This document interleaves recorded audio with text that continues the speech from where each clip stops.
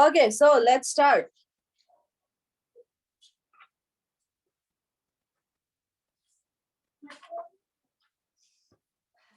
Okay, so should we start?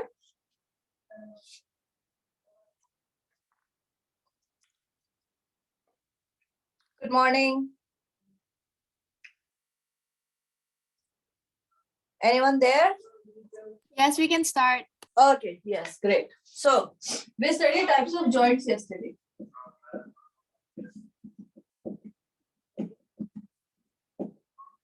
Okay. In types of joints, we studied about hinge joint, pivot joint, ball and socket, ellipsoid, saddle, plane. Okay, but before that, we need to study 3 types of joints, which are immovable,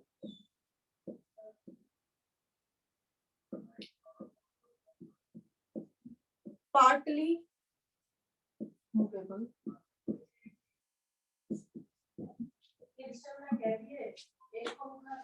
then third is movable or synovial joints. Okay, immovable joints are the joints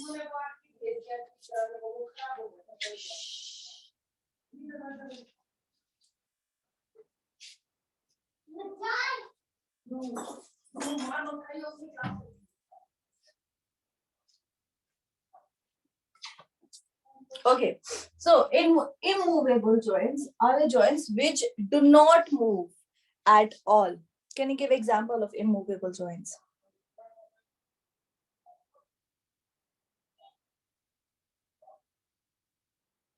Can you give example of immovable joints?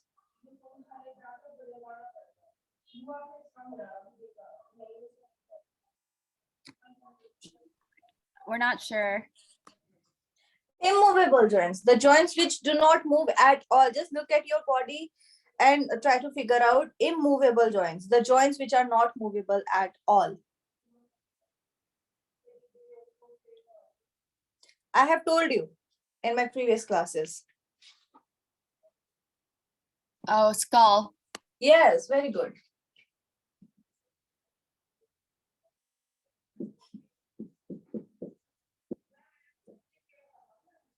Yes. And the articulation of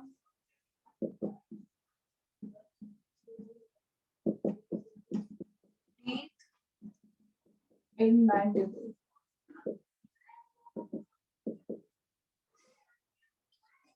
Okay, this is the example of immovable joints and also the first pair of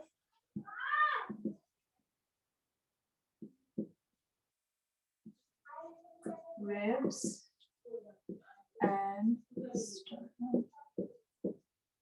These are the example of joints which do not move at all. No movement, absolutely. Then we have partly movable joints. There are some joints which move slightly. Okay, there's that is the rib cage. Look at this slight movement. When you breathe in, breathe out, breathe in, they expand, then breathe out, then breathe in, breathe out, breathe in, breathe out. So there's partly movable joints, rib cage. Then we have distal joint.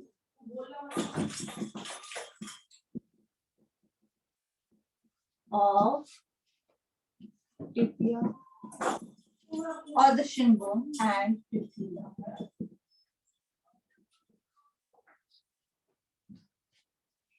Okay, so these immovable joints, they are fibrous. These partly movable, they are cartilaginous.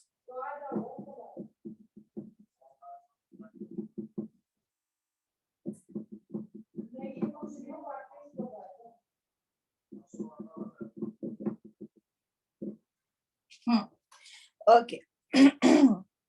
Then we have movable joints or synovial joints, which we studied in detail yesterday. Okay. So these joints, they have synovial fluid.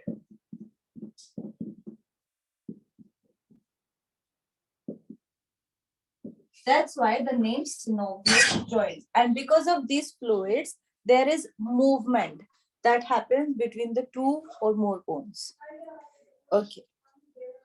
So you can take screenshot of this. Here the example of these are hinge joint, pivot joint, then ball and socket,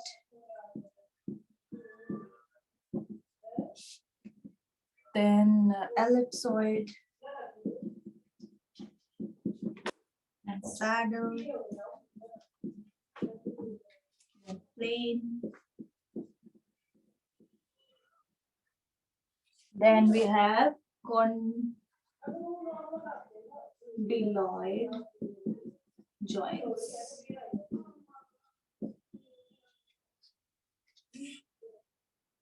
Okay. We have only four participants today. Wait, can I take a screenshot? Yes, yes. Sorry. I think you're blocked. Wait. I am trying to spotlight for everyone. Yes, please take the screenshot.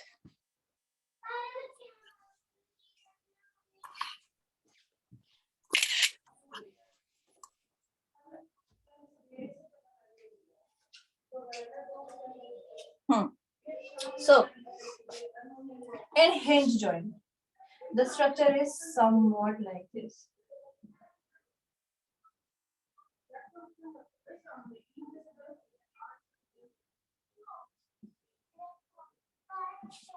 Okay. In pivot joint, it's like there is a disc.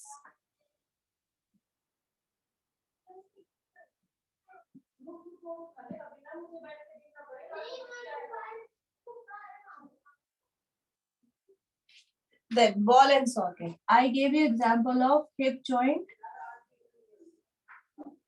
and shoulder joint.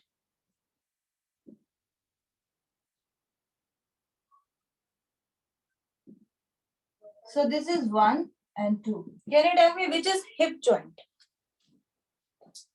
2. Yes, very good. This is hip joint and this is shoulder. So you see, there is the socket. It is smaller in shoulder. The socket in hip is bigger. So what happens? Because of this, there is more and more movement in the shoulders, but lesser movement in the hip comparatively. Okay, more movement, less stability, because it is hardly holding it. It is hardly holding this ball. Okay, so there's less stability, and here we have more stability. Okay, you see, this is even required by our body. Why? Because the hip joint, okay, here, it is carrying the weight of the head, of the arms, of the torso, and it has to transfer this weight to the legs. Yeah, because ultimately the legs are holding that weight. So the hip joint are responsible to transfer this weight of the body to the legs.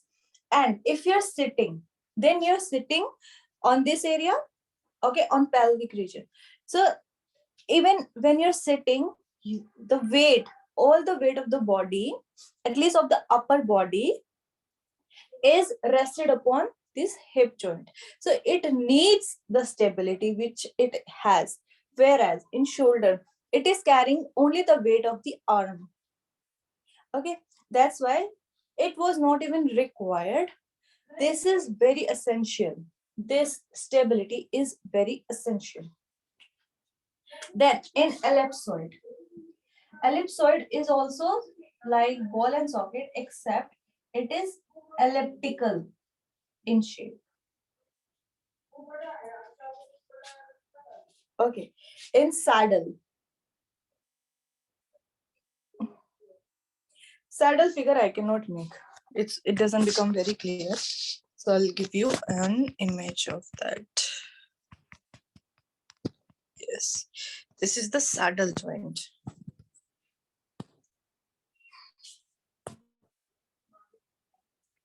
Okay, you can take screenshot of this. This is the saddle joint. So here what happens, it is able to move. How? It will move like this and this.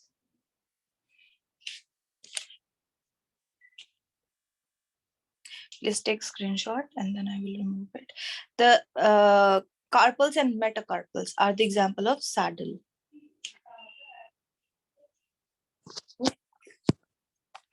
So here, carpals and metacarpals.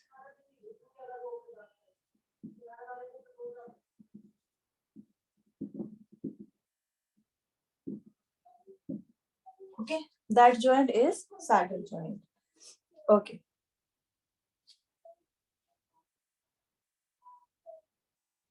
Then plane. In plane, what do we have? In plane, we have this kind of figure. Okay. Example of planes is carpals and tarsals.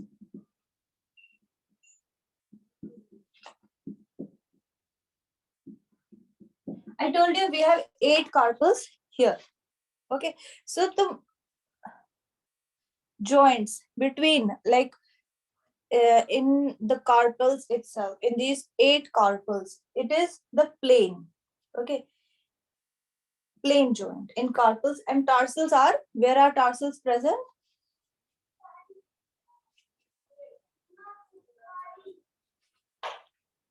Where Hands are and tarsals? feet. Feet, yes. Hands and feet. The heels, yes.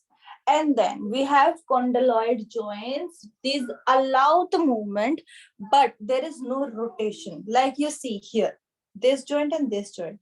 I can move like this, but I cannot rotate. Okay, I cannot rotate them. I can only movement. So in this, there is movement, but no rotation.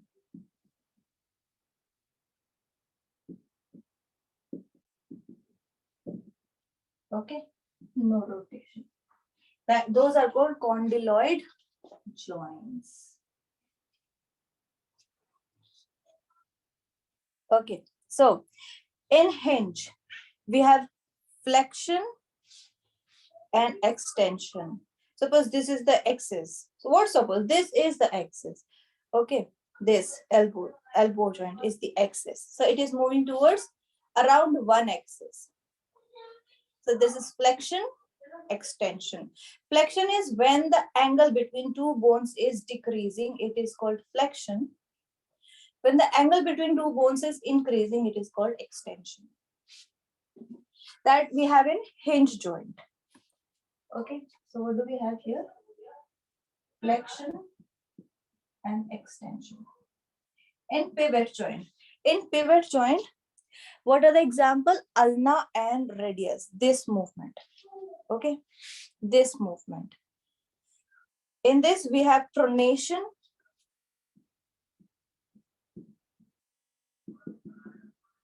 and supination.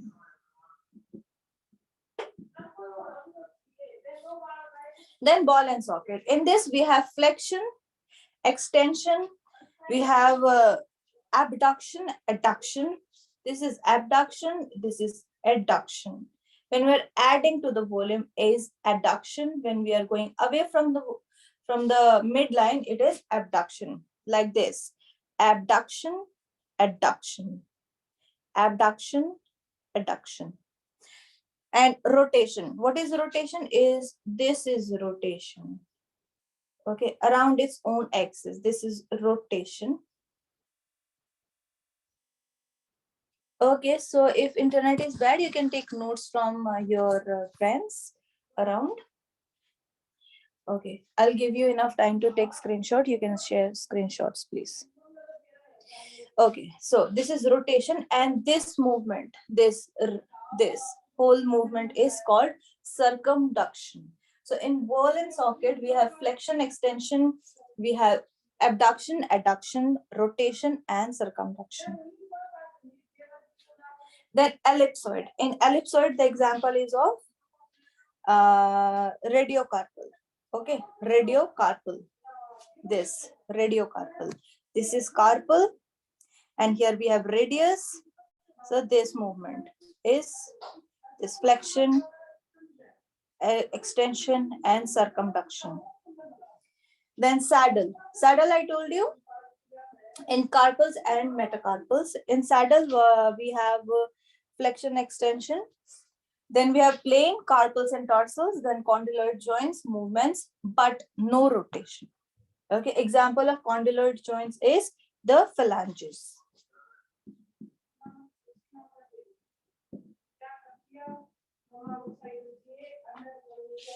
Fingers. Yes, please take screenshot of this.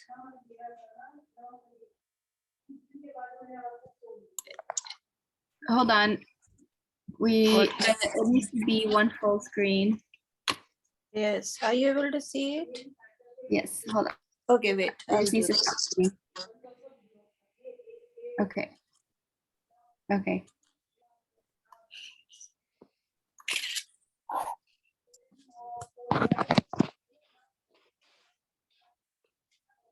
Yeah, I think this is a better view. Okay, it's done. It's done. Thanks. Yes, okay.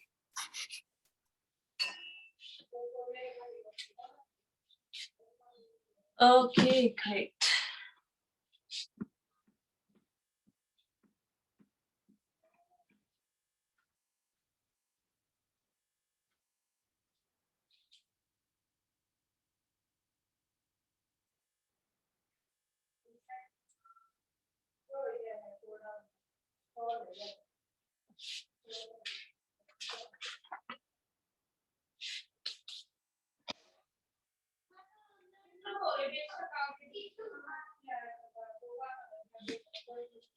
Okay, now in spinal cord, we have a few more types of movements like lateral flexion.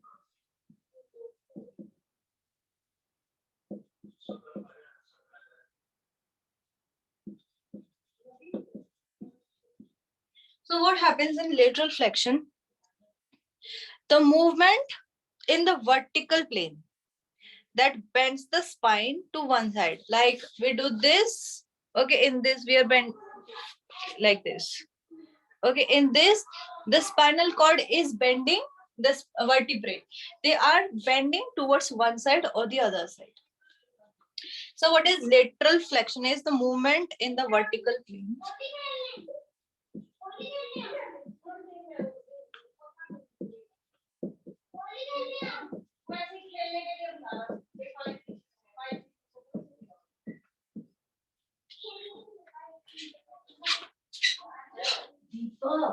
Deepa, thoda dheere.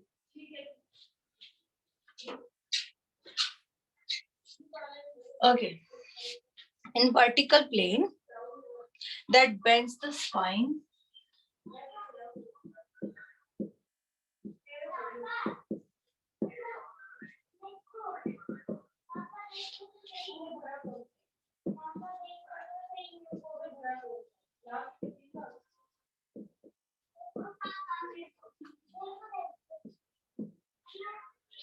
Okay, example of this bend is Trikonasana.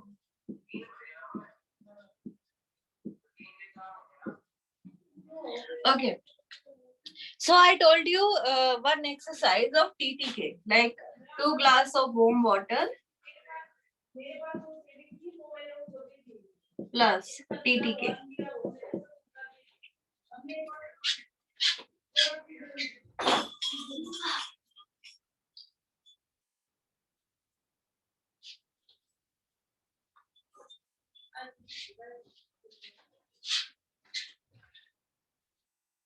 Okay, so did anyone perform this?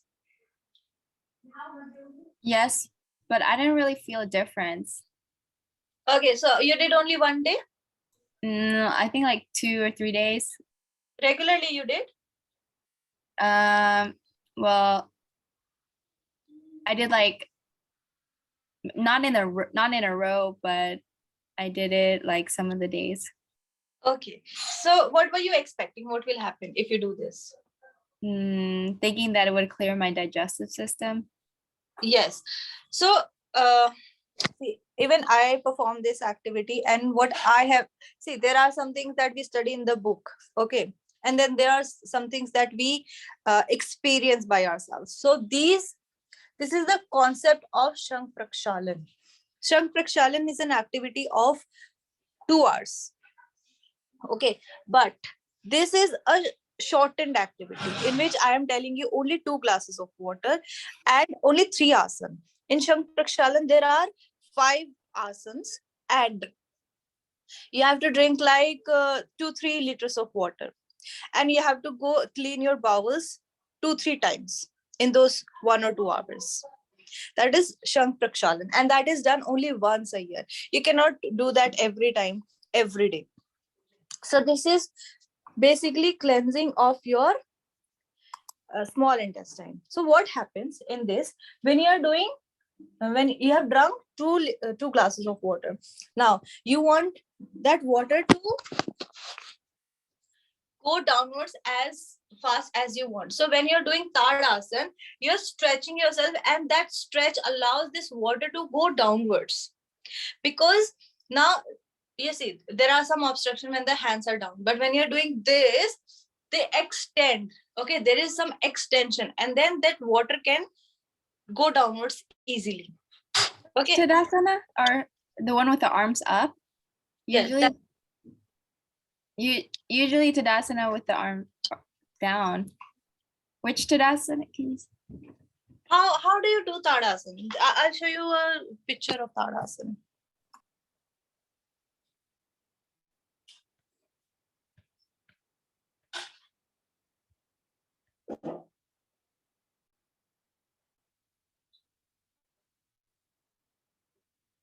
This is Tadasana.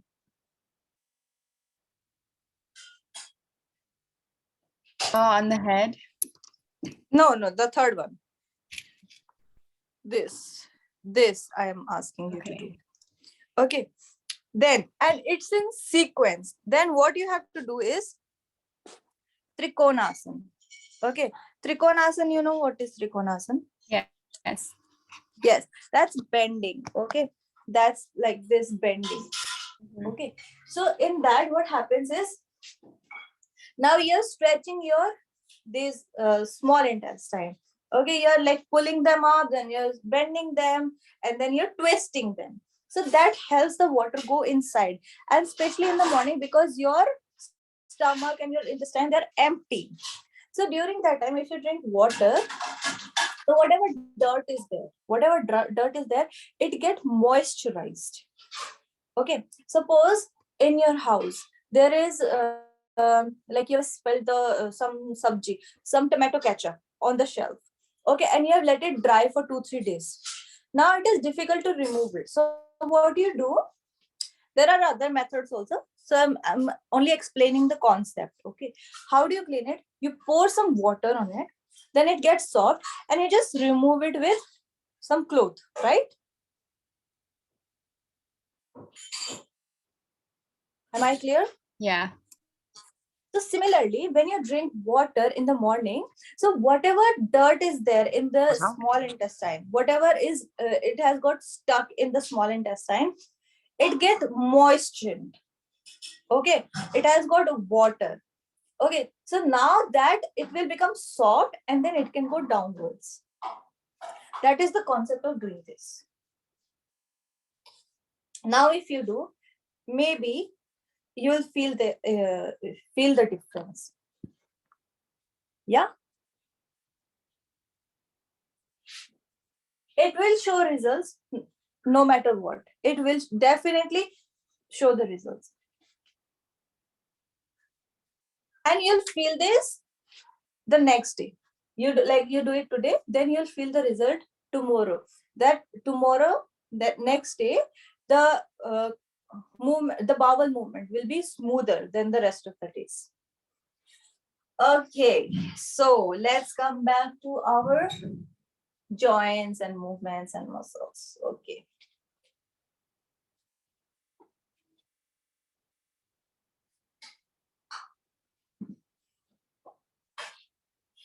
This formula, it has 100% result because it is used in the Shank Prakshalan.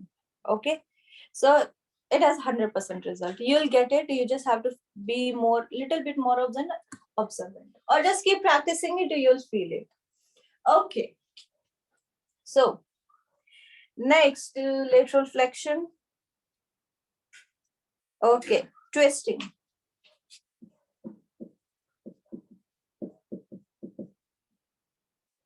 In twisting, what happens? It's like Kati Chakrasana.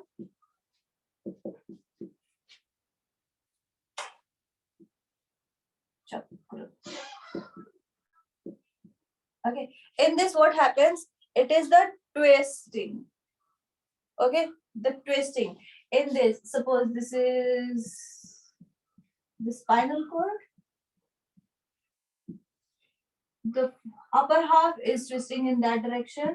The lower half is twisting in the other direction.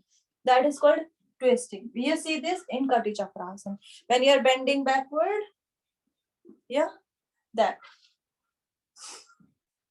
This is twisting. Then next is axial extension. The thing that you do in Tadasana. What is happening in Tadasana? See, this is the lateral view of vertebral column. Okay, if you see from the side, if you see from here, you'll see an S shape of the vertebral column. Okay, now when we do Tadasana, we are trying to reduce these curves. Okay, we are trying to make it a little straight. So reducing these curves of cervical, thoracic, lumbar. Okay, reducing the curves of cervical, thoracic, lumbar. Basically, it is extending the length of spine. Okay, that is axial extension. The spinal cord, you're extending it, and it should be a little bigger than. Okay, a little bit. You see, it is little bit extending the length of the spine. Why? Because we are reducing the curves of the spinal cord. That is axial extension. Twisting, and we have lateral flexion. Lateral flexion is the bending of the spinal cord. Okay, it is the bending, like we see in Trikonasana. Then twisting is Kati Chakrasana. Okay, when the spinal cord is twisted. Then we have axial extension. Axial extension is like in Tadasana, in which the spinal cord is elongated. It is stretched, lengthens. You can take screenshot of this, please.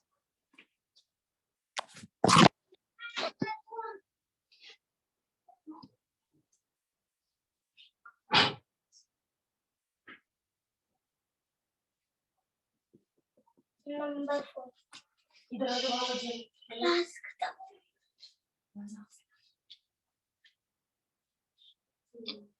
Okay, so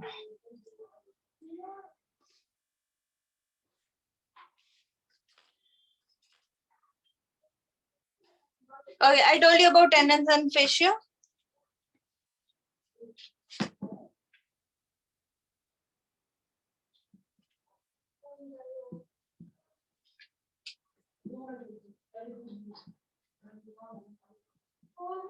Okay, so we have cartilage, ligament, tendons, and fascia.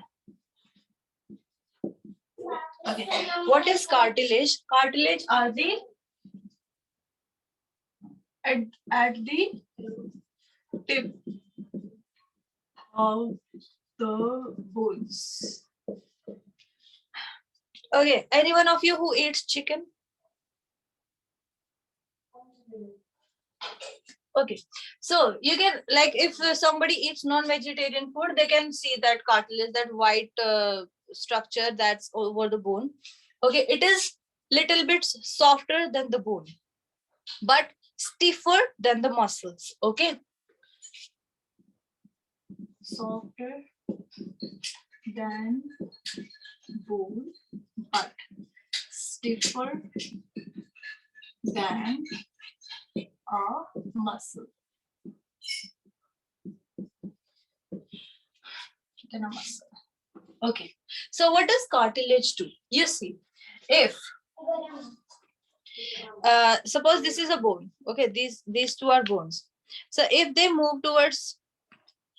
move against each other, there will be sound and there will be lot of friction. But if I put something very smooth, like suppose if I put this in between,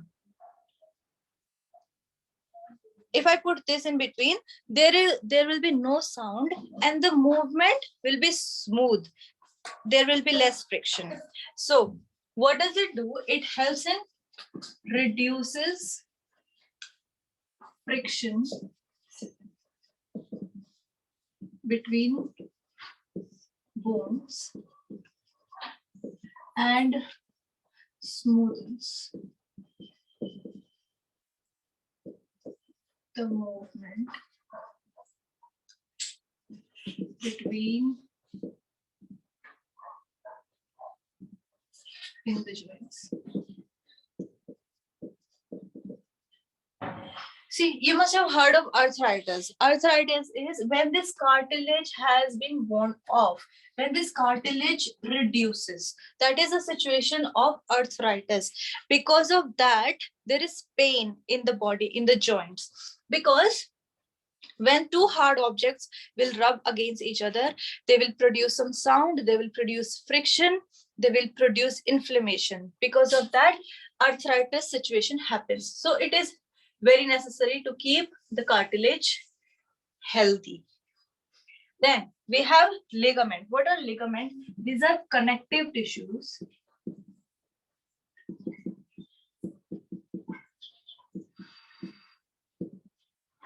Connective tissues that hold the bones together.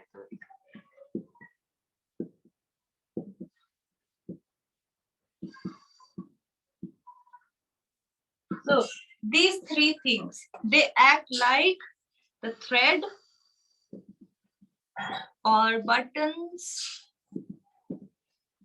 or safety pin that we have for our clothes.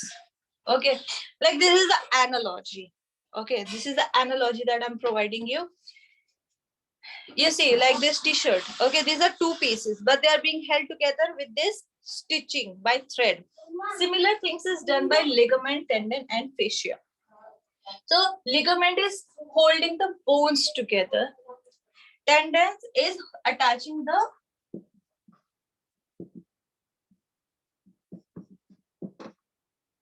muscle to bone. We know that we have skeletal system, that is the bones all over the body. Okay, and that all the bones, they are covered with muscles. And how those muscles are connected to bones? Through tendons. Okay, all the muscles around the bones, they are connected. You see, if they would not be connected, they would just fall off, but they do not fall off. Why? Because they are connected to the bones through tendons. And how muscles are connected to other muscles? They are connected through fascia, attaches the bone to bone. Sorry, muscle to muscle.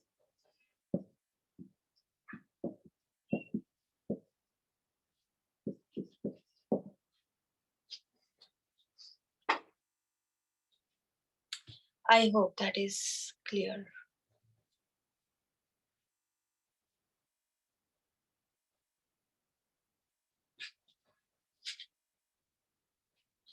Now, where do you find cartilage? At the tip of the bone, at the tip of the nose,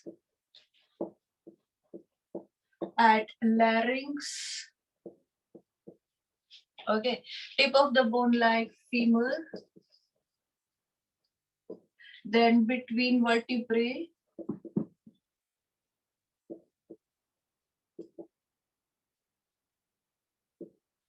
And all these we find everywhere. Wherever you see a joint, okay, wherever you see the bones are together, two bones, you'll see ligament. Whenever the muscle is attached to bone, you'll see tendons. Wherever muscle is attached to muscle, you'll see fascia. You can take screenshot, please.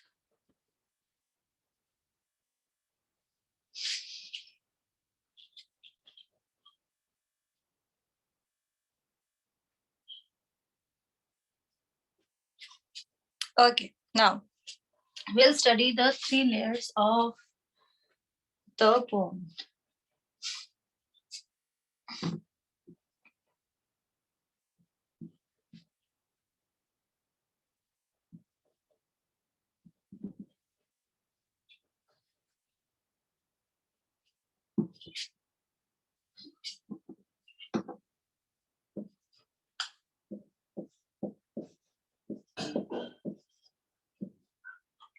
We have 3 layers of the bone, which is periosteum, compact bone, and spongy. Sorry, the screen is gone. Okay. What time is it? Okay, fine. Spongy. And then we have bone marrow.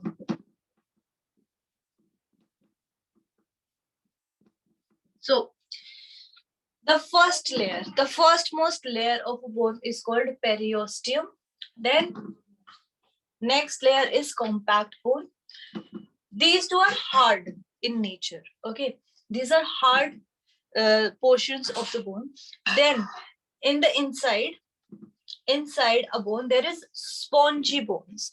Okay, there in the spongy bones there are some holes in which there is bone marrow. All right, so periosteum is the tough membrane that covers and protects the outside of the bone. Then compact bone is the white, hard, smooth, and it provides structural support and protection. Spongy bone, it has small holes called pores that store the bone marrow. This spongy bone, it stores the bone marrow.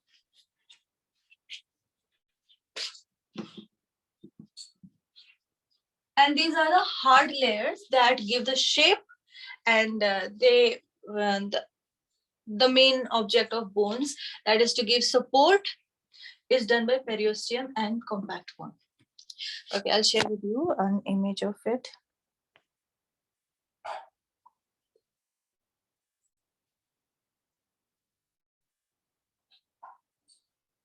Yes. You see, this is periosteum, the first layer, then comes the compact bone, and the last is spongy bone. Within the spongy bones, we have bone marrow.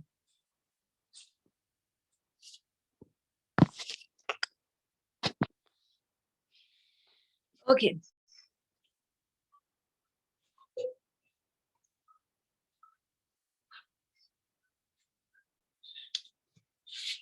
You can take screenshot of this and then we move forward.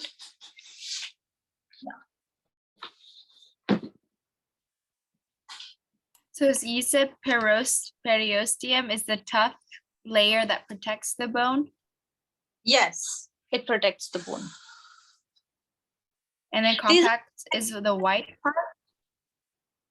Sorry? You said white part that gives structural support and protection as well. Yes, both of them. So what about the spongy? Spongy is soft. It is the soft core, which is responsible for storing the bone marrow. Okay. Yes.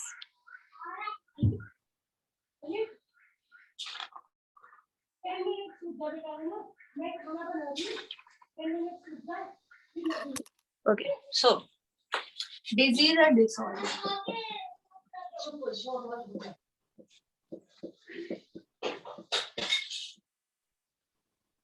Of skeletal system. In this, first is arthritis. I already told you, arthritis is the painful joints. Okay, and these joints are painful because the cartilage has worn off.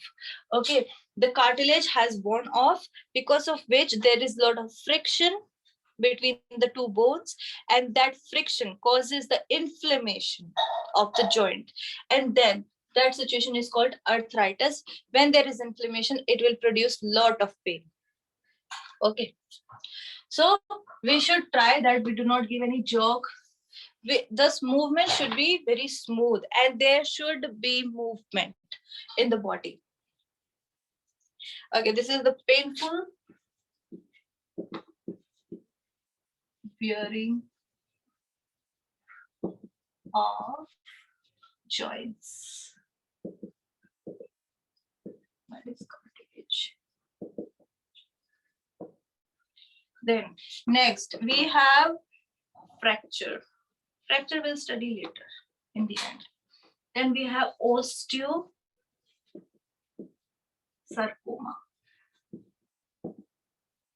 It is the cancer in the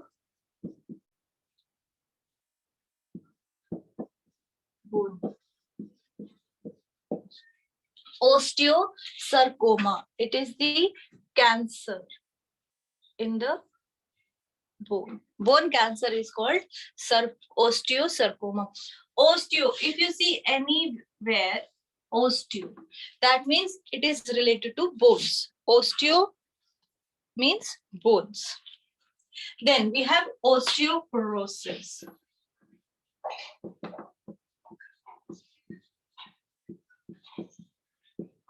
Osteoporosis is a situation when there is not enough calcium in the bones. The density of the bone is reduced as there is not enough calcium in the bone, or maybe the body is not able to retain the calcium in the bones.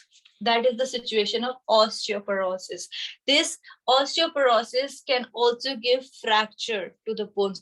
A person is just moving, or he's just playing some sport like badminton or basketball. So when he jumps and when he lands on the land, on the ground, then the bones are not able to sustain that jerk, and it can give fracture to the body, to the bone. Okay, so it's very necessary to keep the calcium in check, because we do not want this osteoporosis. Osteoporosis can give a lot of fractures and other problems like pain. The body will, the legs will not be able to hold this weight of the body.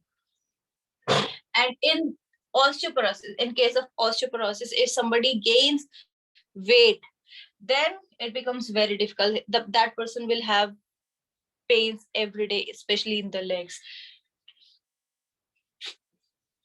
Then we have sprain and tears.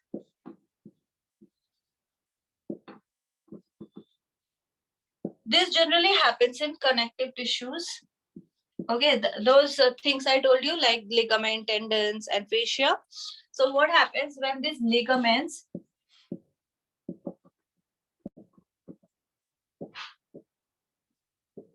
tissues to overstretch? Okay, so whenever you're practicing any asana, it is always advised that there is a capacity that your body can support to bend or to stretch. You just have to go a little bit beyond your capacity. Whenever you're doing any asana, whenever you're doing an advanced asana, you are given instructions that you just have to go stretch a little bit only little bit more than your capacity. Otherwise, you'll get a sprain. Okay. Why?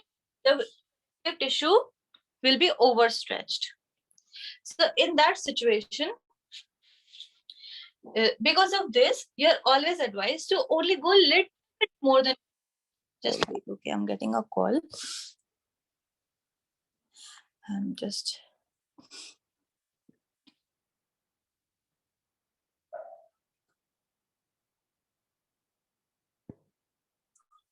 Okay.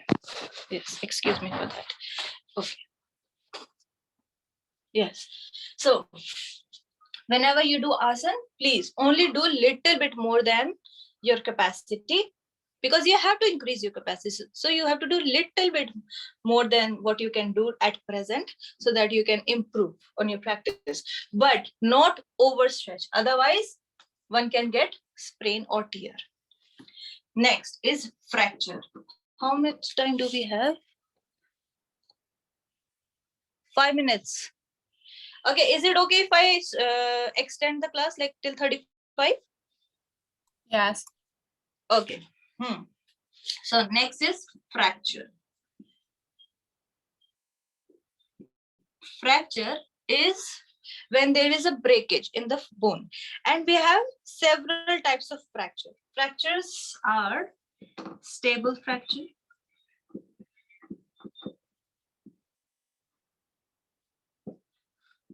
then next we have open or compound, stable, then we have transverse fracture, then we have oblique fracture, then we have comminuted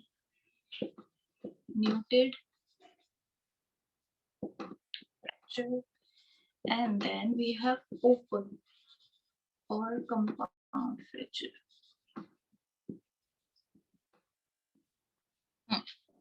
Okay, a stable fracture. In this, what happens? Suppose these are two bones, like this is one bone, okay, and there is a fracture, but the bones are intact in its place. The bone has not moved at all. There is just a line in the bone, but the bones have not moved at all. That is called stable or simple fracture. Then we have transverse fracture.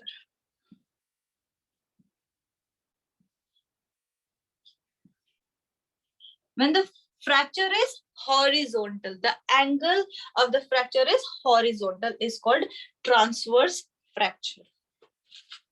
Then next is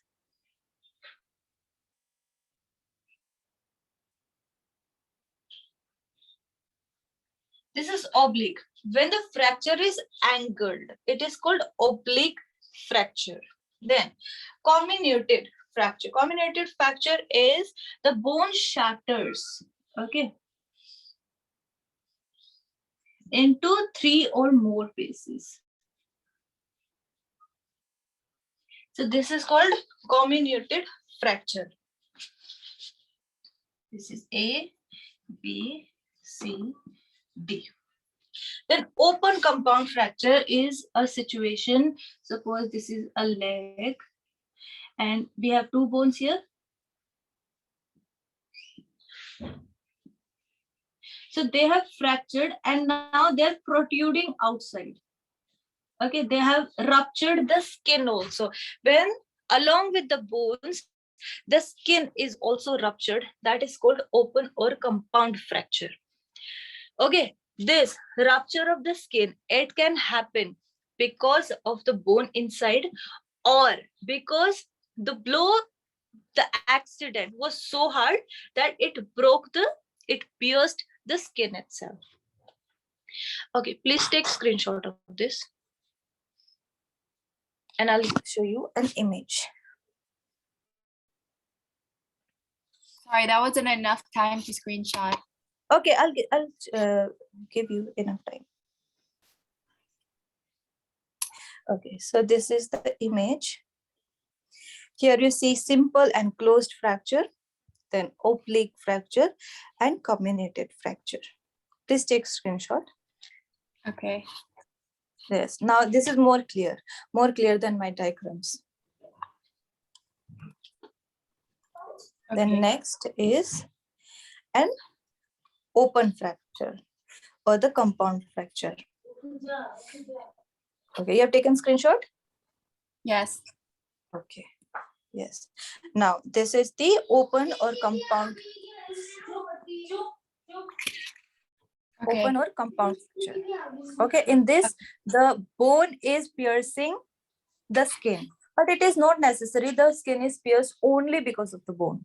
Okay, it can be pierced also because of the accident. Okay. Okay.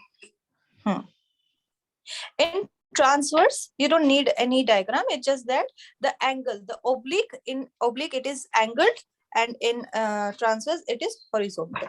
That is the only difference. Yes. Okay. Now last topic is the causes of. Sorry, I don't think we have enough time. This is just Because 2 minutes. We have to go in the next class. Okay, 2 minutes. Give me 2 minutes. Okay. It is trauma, osteoporosis, then overuse of muscles. Overuse. That's it. I've already explained, or accident. These are the causes of. You have to go. Bye. Just take screenshot of this, please. okay, hold on.